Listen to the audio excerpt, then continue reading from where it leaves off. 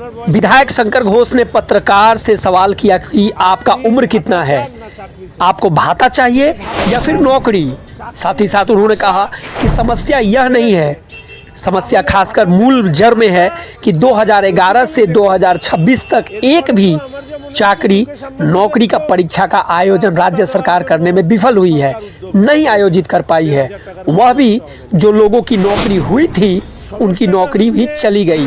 ये लड़के लड़कियां पढ़ते हैं उसकी आशा में कि नौकरी हो और वह अपने जीवन में खुश हो जाए, ना कि भाता पाने के लिए। इसके आगे रूपश्री नामक प्रकल्प का फॉर्म फिलअप करवाया गया था, लेकिन केवल फॉर्म फिलअप तक ही रह गई। आज तक उसका एक पैसा का बेनिफिट किसी को नहीं मिला। और इसके साथ साथ उन्होंने क्या कहा, आइए चीज़ों को सुनते हैं और विस्तार से समझते हैं। আপনার বয়স কত?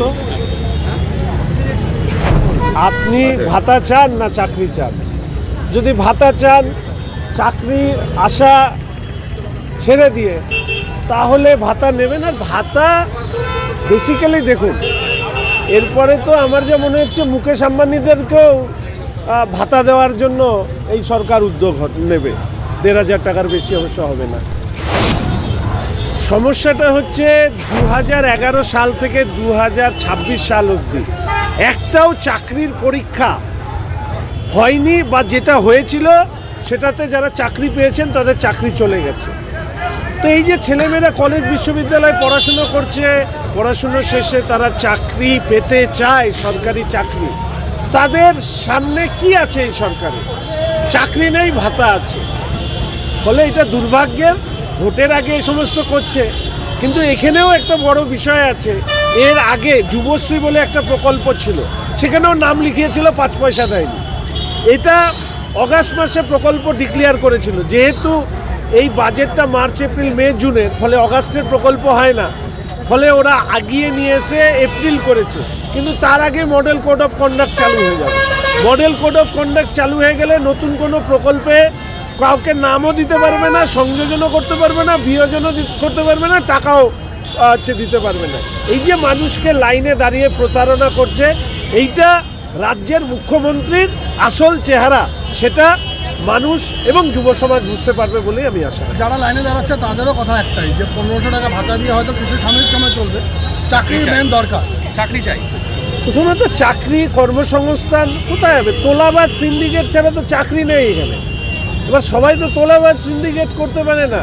এই যে টোটোওয়ালা, তারপরে যে বিক্রম অটো চালায়, কত ভালো ছেলে মেয়েকে দেখি আমি গ্র্যাজুয়েট হওয়ার পরেও তারা এইসব করছে। দুঃখই হয় যে কলেজ পাস করার পরে এটা, আরে সবটাই সরকারি চাকরি কেন? সার্ভিস সেক্টরেও প্রচুর চাকরি হতে পারে, ইন্ডাস্ট্রিতে হতে পারে, অন্যান্য অল্টারনেটিভ যে এমপ্লয়মেন্ট জেনারেশন যেগুলো করে আজকের দিনে, সেগুলো নিয়ে সরকার ভাবতে পারে। দুর্ভাগ্য, ওরা শুধু ১,৫০০ টাকা দেয়। ১,৫০০ টাকায় কী হবে?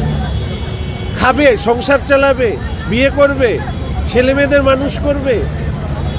আমি খুবই হতাশ এই অবস্থায়। আমি শুধু এইটুকুই চাই, রাজ্যের যুব সমাজ সামনে এগিয়ে এসে এই সরকারকে পরিবর্তন করুক।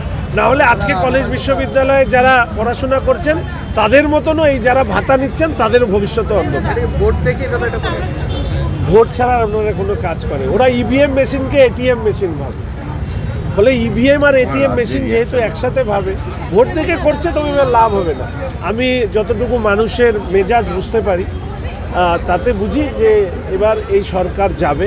আর কিছু কিছু লোক আছে, আরে কেন্দ্রের সরকার, রাজ্যের সরকার, যেই সরকারই কোনো প্রকল্প ঘোষণা করুক, সেটা কারো বাড়ির টাকা না, সেটা সরকারের টাকা, মানুষের টাকা। ফলে সেই মানুষের টাকা দিয়ে এইভাবে অপরিকল্পিতভাবে একটা যুব সমাজকে ধ্বংস করা